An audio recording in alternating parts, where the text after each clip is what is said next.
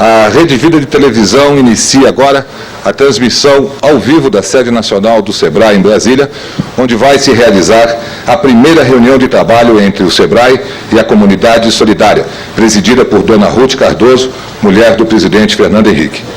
Dona Ruth está acompanhada do presidente do Conselho Nacional do SEBRAE, Dr. Guilherme Afife, e do presidente da diretoria executiva, Dr. Mauro Durante. Presidente. Muito obrigado.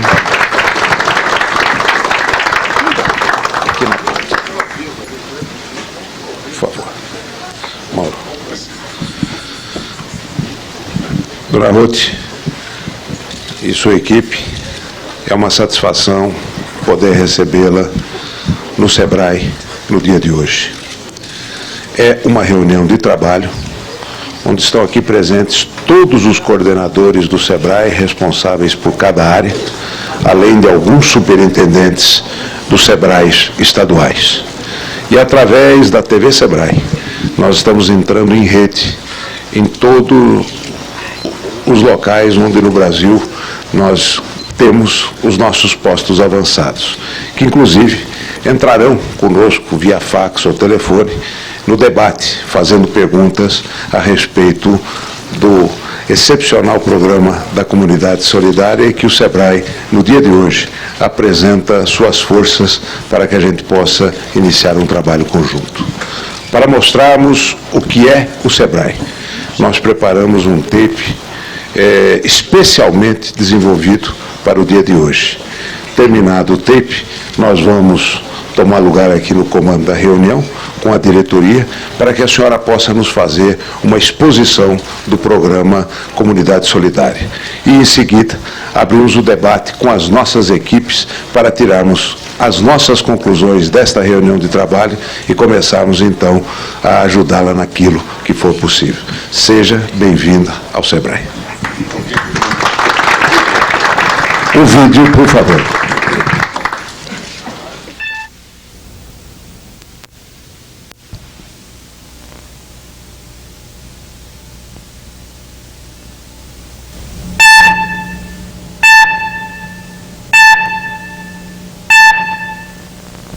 Seja bem-vinda ao SEBRAE, Dona Ruth Cardoso. Aqui a senhora vai se sentir à vontade. Sabe por quê? Porque a atuação do SEBRAE tem, com certeza, alguns pontos em comum com a sua formação. Como, por exemplo, identificar a realidade brasileira e buscar levar o Brasil real para perto do Brasil legal.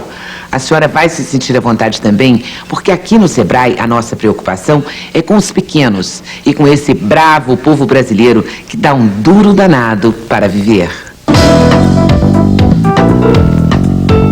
Só para a senhora ter uma ideia dos números que cercam o SEBRAE, imagine que são 4 milhões de micro e pequenas empresas, que representam quase 98% do total das empresas do país e respondem por 48% do produto nacional bruto, geram 59% dos empregos e pagam 42% dos salários.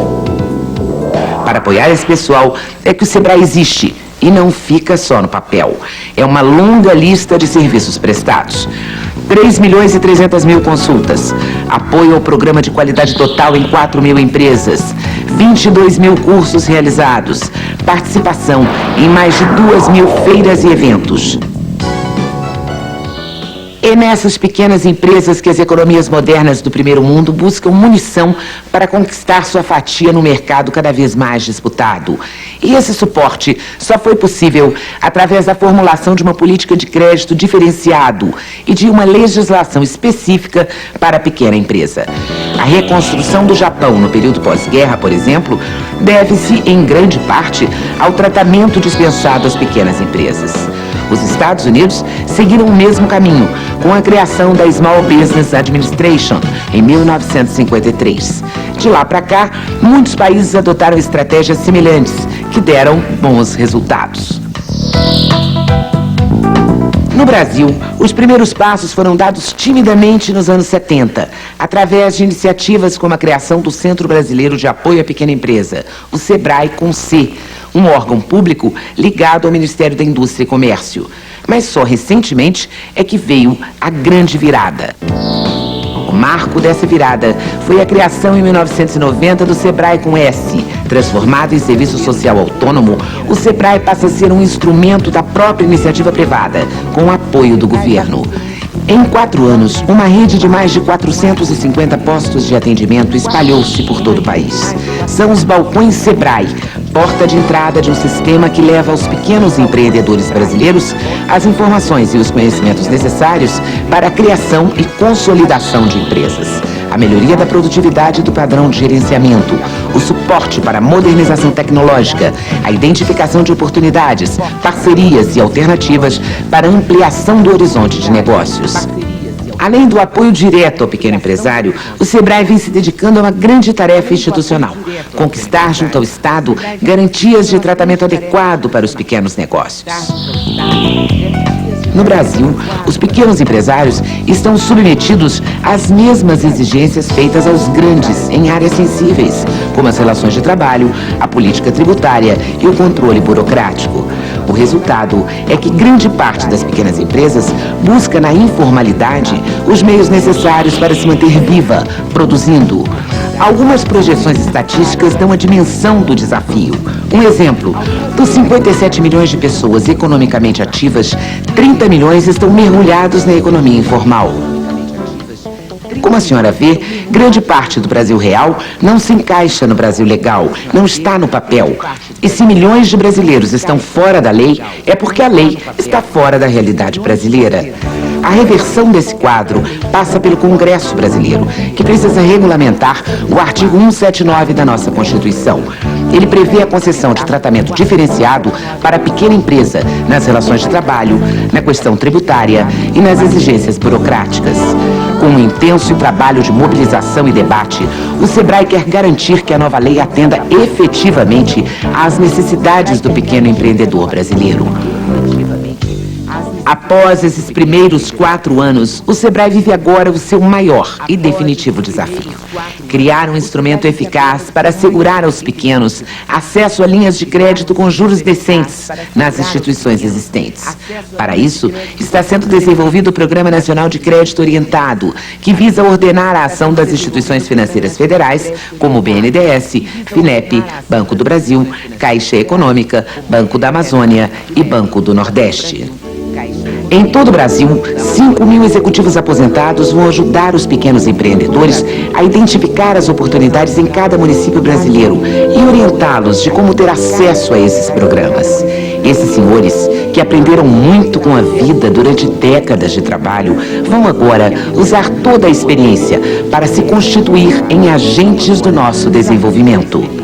O que acontece é que, na maioria das vezes, os pequenos empreendedores não conseguem ter acesso aos programas de bancos oficiais, pela burocracia e pelas exigências de garantias que eles não têm condições de cumprir. Por isso, o Sebrae criou o Fundo de Aval, um exemplo vitorioso em países como Taiwan, Coreia, Japão, Estados Unidos. A experiência mostra: o índice de inadimplência é muito pequeno e comprova uma lição: um nome limpo na praça é o maior patrimônio do pequeno empreendedor. Falamos até agora sobre o trabalho que o Sebrae realiza junto aos pequenos empresários. Gostaríamos agora de falar um pouco sobre o que o Sebrae pode fazer por gente que nem sonha em ter o seu próprio negócio. Estamos falando daqueles brasileiros que estão na periferia, à margem da sociedade. Essa gente que a senhora quer resgatar com o programa Comunidade Solidária. O Sebrae se identifica com esse programa, que transforma o exercício da solidariedade numa lição de cidadania, sem os ranços do clientelismo e do paternalismo. Com isso, o Sebrae se identifica e tem toda a infraestrutura e conhecimento técnico para assessorar as entidades populares na busca da cidadania. Esse é o caminho para a geração de empregos e para a distribuição de renda. Para termos emprego, é preciso multiplicar o número de pequenos empreendedores. É a missão do Sebrae: ajudar essa gente decente que acorda cedo e dá um duro danado. Como os moradores da favela Monte Azul, na periferia de São Paulo. A associação comunitária é proprietária de 3 microempresas: uma padaria, uma oficina de papel reciclado e uma marcenaria. Os moradores colocam a mão na massa e o Sebrae dá uma mãozinha na administração. Eu procurei o Sebrae para calcular custos, né? Logo que eu cheguei aqui, nós tínhamos os produtos vendidos ao valor do mercado, um pouco abaixo do mercado, que é a nossa política, mas nós não tínhamos ideia dos custos reais, né? E ao tentar calcular, eu percebi que não é tão fácil. Então, eu já conhecia o Sebrae, sabia que eles davam esse tipo de assessoria, liguei para lá, marquei uma entrevista e fui então atendido e me ensinaram a calcular esses custos. O trabalho tira os adolescentes da rua, oferecendo emprego e uma profissão. Todos recebem um salário e refeição gratuita. E o projeto comunitário ainda mantém 7 creches dentro da favela. Mesmo com todos esses investimentos sociais, as 3 microempresas fecham o balanço com dinheiro em caixa. O lucro custeia o atendimento médico odontológico grátis para os 4.000 moradores da favela Monte Azul. Uma proposta de ação conjunta entre o Programa Comunidade Solidária e o Sebrae pode multiplicar por todo o Brasil experiências como esta que a senhora conhece bem. São milhões de brasileiros vivendo nas mesmas condições. São milhares de associações que batalham, sem muitos recursos, para conquistar melhores condições de vida. E a nossa saída, Dona Ruth, é arregaçar as mangas e pôr mãos à obra. Não vai ser preciso criar nada. É só juntar o que já existe. Para o Sebrae, vai ser um privilégio poder colaborar com seu trabalho no programa Comunidade Solidária.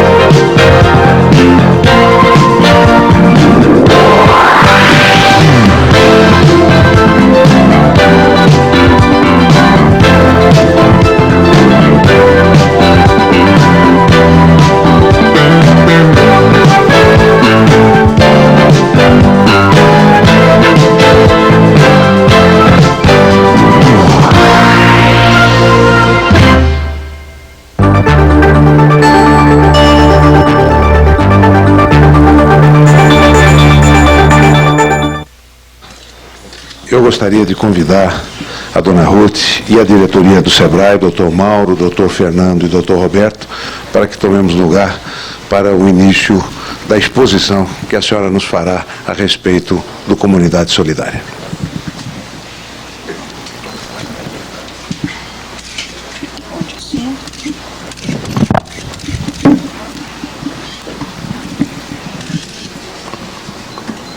Vai colocar para a senhora o microfone na tela, que é mais confortável.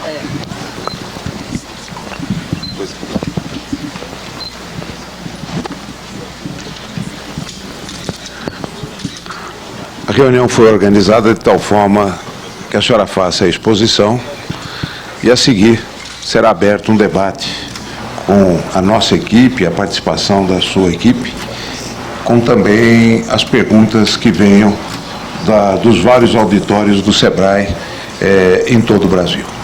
Portanto, seja bem-vinda, Dona Ruth, somos todos ouvidos para conhecer em profundidade o programa Comunidade Solidária. Muito obrigada, eu estou realmente muito satisfeita de estar aqui, de poder conhecer com mais detalhes e nesta reunião de trabalho conversar mais concretamente sobre as atividades do Sebrae. É, evidentemente, uma instituição extremamente importante.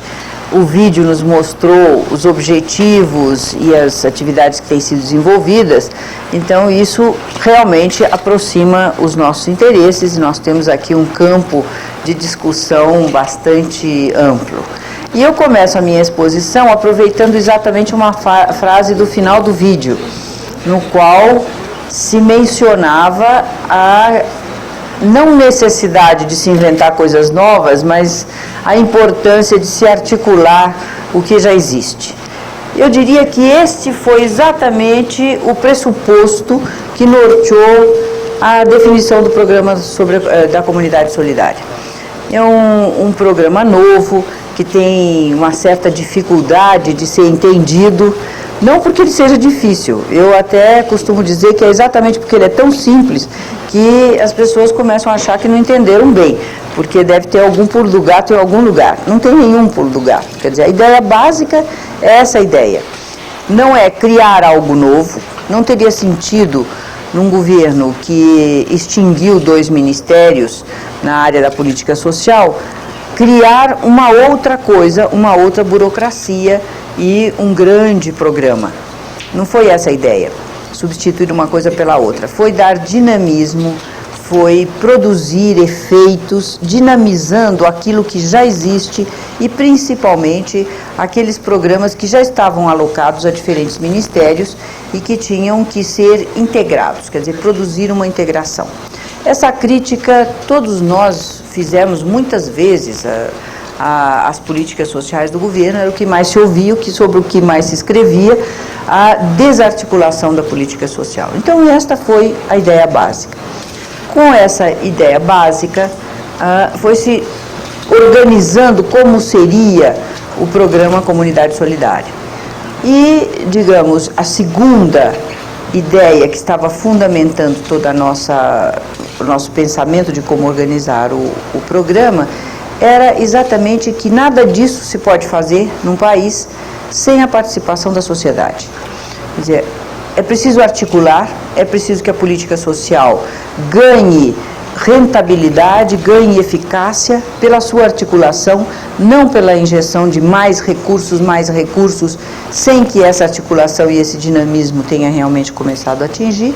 E, por outro lado, para que se dinamize, para que ela seja eficaz, é preciso que haja uma intensa participação. Eu não estou dizendo aqui nenhuma novidade, nem fui eu que inventei essas coisas, quer dizer, elas estão ditas, escritas e refeitas há muito tempo, por muitos lados, nem é uma crítica de um grupo especial ou de uma ideologia especial, é uma constatação dos defeitos e das deficiências do que estava acontecendo. Então, com essas duas ideias orientando a organização do programa, o programa Comunidade Solidária nasceu apoiado em 2 núcleos, tendo 2 braços diferenciados. Um, que é a Secretaria Executiva do Programa Comunidade Solidária, que tem como objetivo a coordenação dos programas já existentes na área social do governo. E o Conselho da Comunidade Solidária, que eu presido, que é um conselho que reúne uma maioria de membros da sociedade civil e 10 ministros que estão nos ministérios do governo, que se reúnem e que procuram desenvolver exatamente esta área da participação e pretendem apoiar com isso a ação da Secretaria Executiva da Comunidade Solidária. Digamos que se a gente pudesse, para simplificar, dizer alguma coisa, a Secretaria Executiva está mais voltada, porque a Secretaria Executiva também promove a participação, também pede o nosso apoio para promover a participação, mas o seu objetivo de trabalho é a articulação de programas de governo. E o Conselho tem como objetivo mobilizar a sociedade, articular o que já existe na sociedade. Nós, nisso somos paralelos, enquanto a Secretaria articula a área governamental, nós pretendemos articular o que já existe na sociedade brasileira, que é muito desconhecido, que é muito invisível e que nós queremos trazer à tona e, com isso, estabelecer as parcerias necessárias entre os diferentes níveis de governo e as ações da sociedade, também em todos os seus setores. Quer dizer, queremos trabalhar com as ONGs, com as padarias comunitárias como essa que nós acabamos de ver, mas também com as empresas, mas também com todas as outras formas de participação, igrejas, voluntariado, universidades, quer dizer, todas essas redes que já existem e que trabalham nas atividades sociais dentro da sociedade civil. Nós queremos fazer uma aproximação e uma articulação diferenciada dos setores que necessitam com os setores adequados dentro do governo ou entre diferentes parceiros da própria sociedade civil.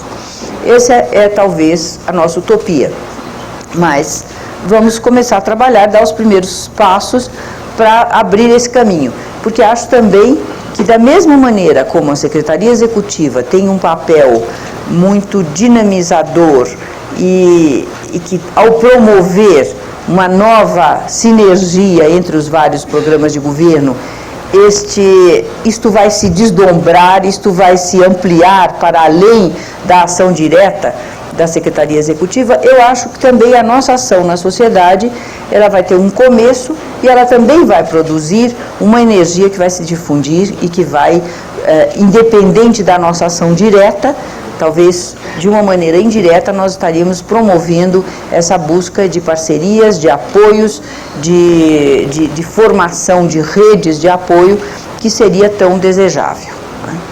Bom, especificando um pouco a ação, o que está sendo feito em cada um desses níveis, a Secretaria Executiva, depois no nosso debate, pode dar mais detalhes. Está aqui a dona Maria Amélia Sasaki, que é da Secretaria Executiva, que poderá responder com mais detalhes sobre esses programas.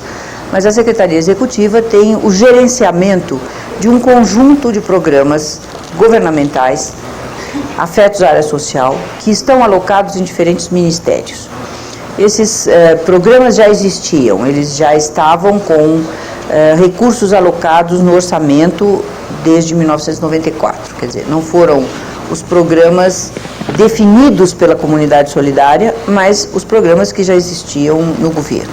Dentro desta política que nós não estamos criando mais alguma coisa, nós estamos primeiro, nós pretendemos criar sim, nós pretendemos definir programas, nós pretendemos alargar uns, nós pretendemos ter para o futuro uma interferência neste pacote, mas nós, de certa maneira, recebemos o pacote pronto e o que nós queremos é que esse pacote funcione melhor. Então, são programas de diferentes ministérios e que eram geridos independentemente por cada ministério. Como todos nós sabemos, a primeira dificuldade dos programas governamentais na área social era a garantia da regularidade do recurso. Quer dizer, todo mundo deve ter alguma experiência próxima e sabe que os recursos alocados não chegavam em tempo, que os recursos para a merenda escolar chegavam no fim do ano, quando já estava perto das férias, e que os prefeitos e as diretoras de escola tinham que comprar estoques de alimentos e deixar guardado, nada mais comum do que nós acharmos as despensas das escolas repletas de coisas no mês de janeiro, às vezes sendo roubadas, etc. Isso é parte do Brasil real que a gente conhece, né? Então, o primeiro, dou o exemplo da merenda escolar, mas isso acontecia com quase todos os programas. Então, digamos que a grande contribuição, ou a primeira contribuição da Secretaria Executiva do Programa Comunidade Solidária foi receber a prioridade do governo. Ao receber este selo de prioridade, o programa teve condições de garantir que os recursos seriam resguardados, quer dizer, que eles não teriam cortes, eles não eram muitos, mas eles não são cortados, e teriam a regularidade nessa liberação de recursos. Então, isto a Secretaria Executiva está realizando muito bem. Eu até estava brincando ontem e dizendo que elas são as mais eficientes lobistas que já se conheceu e nem recebem por isso. E na verdade, elas fazem uma vigilância e uma intermediação que procura exatamente dinamizar a liberação dos recursos, a entrega desses recursos, etc., aos ministérios, o repasse desses recursos dentro dos ministérios. Então, isso foi uma agilização que realmente já é uma grande contribuição. Bom, além disso, nós tivemos uma outra contribuição extremamente importante, que é a articulação dos vários programas.